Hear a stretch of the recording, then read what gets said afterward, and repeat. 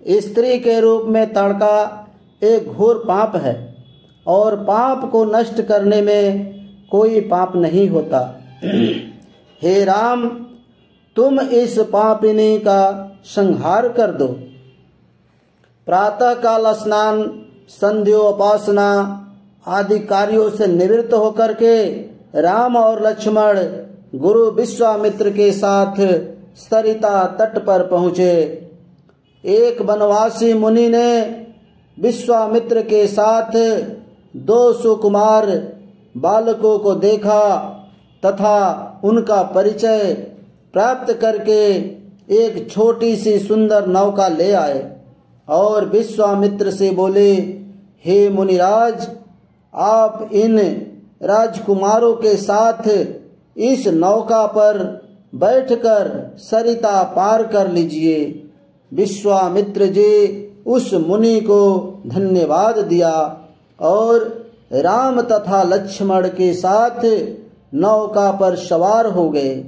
इस प्रकार वे सागर से मिलन की आतुरता में कल कल नाद के साथ दौड़ती जा रही उस नदी को पार कर गए।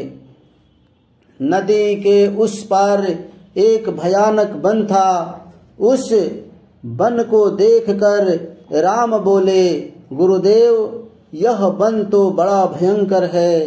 सभी ओर से सिंह, व्याघ्र आदि हिंसक पशुओं के दहाड़ने और हाथियों के चिंघाड़ने की ध्वनि आ रही है।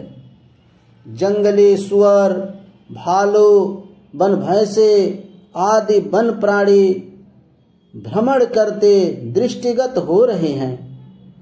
वृक्षों की सघनता के कारण सूर्य का प्रकाश इस वन के भीतर घुसने का साहस नहीं कर पा रहा है और इसी कारणवश चारों ओर अंधकार हो रहा है। इस अति दुर्गम वन का क्या नाम है?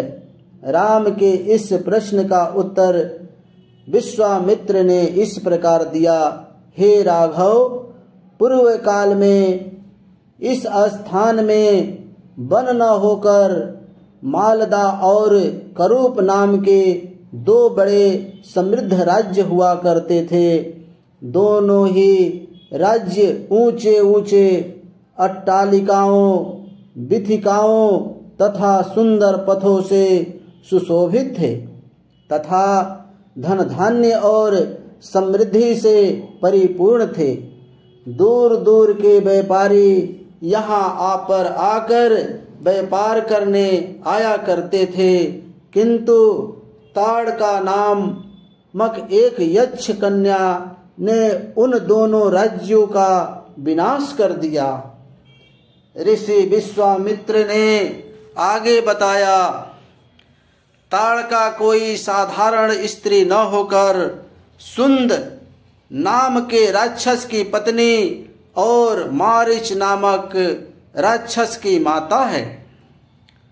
उसके शरीर में 1000 हाथियों के बराबर बल है और वह अत्यंत पराक्रमी और शक्तिशाली है।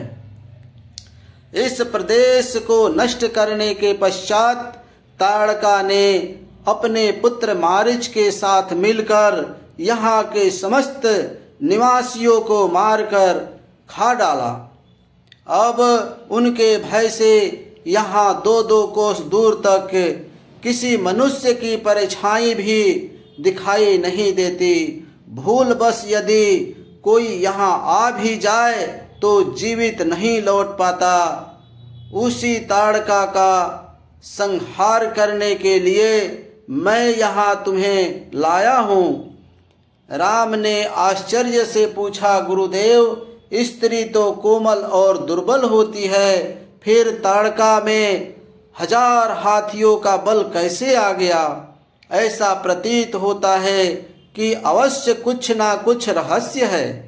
विश्वामित्र बोले, वत्स, तुम्हारा कथन सत्य है और वास्तव में इसके पीछे एक रहस्य है।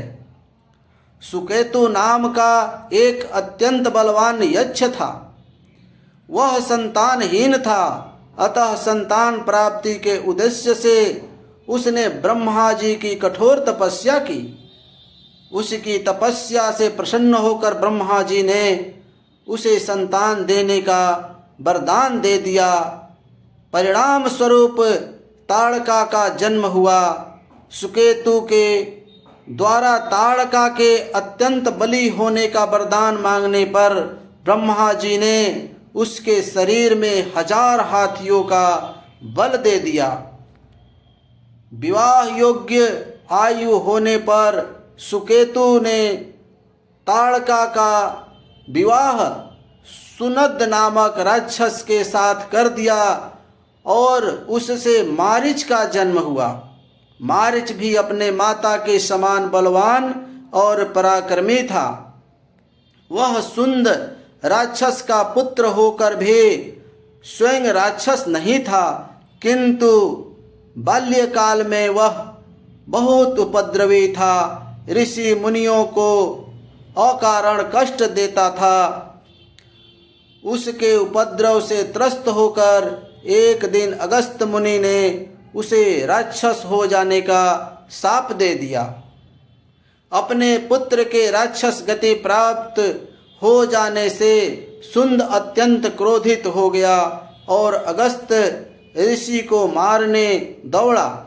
इस पर अगस्त ऋषि ने शाप देकर सुंद को तत्काल भस्म कर दिया। अपने पति की मृत्यु का बदला लेने के लिए ताड़का भी अगस्त ऋषि पर झपटी।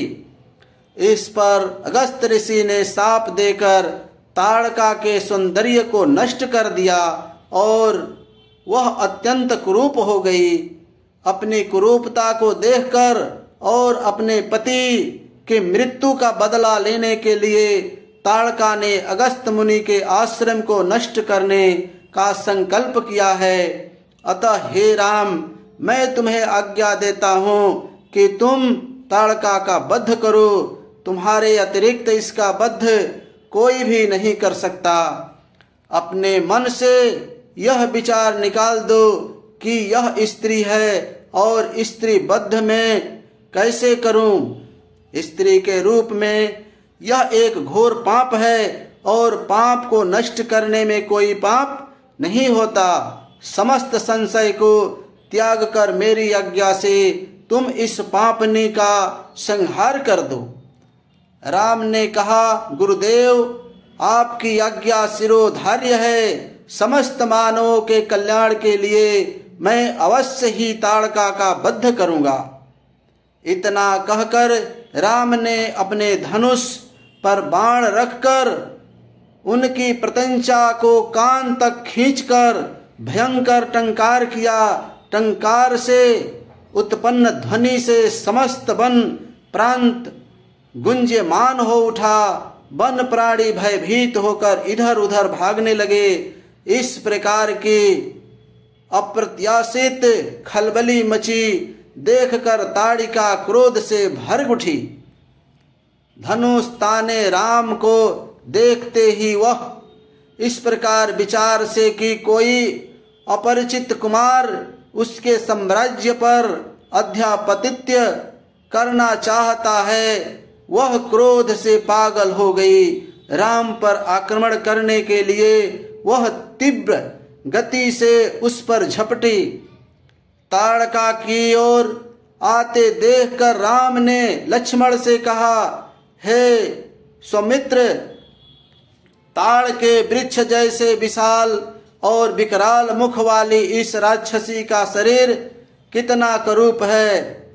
इसकी मुख मुद्रा देखकर ही प्रतीत होता है कि यह बड़ी हिंसक है और निरीह प्राणियों की हत्या करके उसका रक्तपान करने में इसे बहुत आनंद आता है।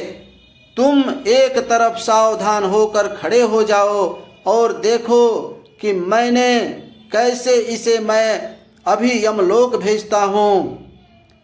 विकराल देहधारी ताड़का अपने बड़े बड़े दांतों चमकाती भुजाओं को फैलाते हुए धूम्रगामी बिजली की तरह राम और लक्ष्मण पर अत्यंत तीव्रता के साथ झपटी।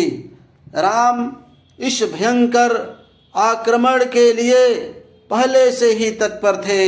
उन्होंने तीक्ष्ण बाण चलाकर उसके हृदय को छलनी कर दिए। उसके वक्ष स्थल से गरम गरम रक्त की धारा प्रवाहित होने लगी। वह आक्रमण करने के लिए पुनः दौड़ी। इससे पूर्व ही राम ने एक बाण और चला दिया जो सीधे उसके वक्ष में जाकर लगा। वह पीड़ा से चीखती हुई चक्कर खाकर भूमि पर गिर पड़ी और अगले ही क्षण उसके प्राण पखेरु उड़ गए। राम के इस रण कौशल और ताड़का की मृत्यु से ऋषि विश्वामित्र अत्यंत प्रसन्न हुए। उनके मुख से रामचंद्र के लिए आशीर्वाद निकलने लगे।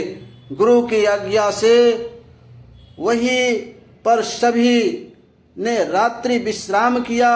प्रातः काल उन्होंने देखा कि ताड़का के अंत से मुक्त पाकर उस वन की भयभीतता और विकरालता समाप्त हो चुकी थी। कुछ समय तक वह वन की शोभा निहारने के उपरांत स्नान पूजन से निवृत्त होकर वे महर्षि विश्वामित्र के आश्रम की ओर चल पड़े।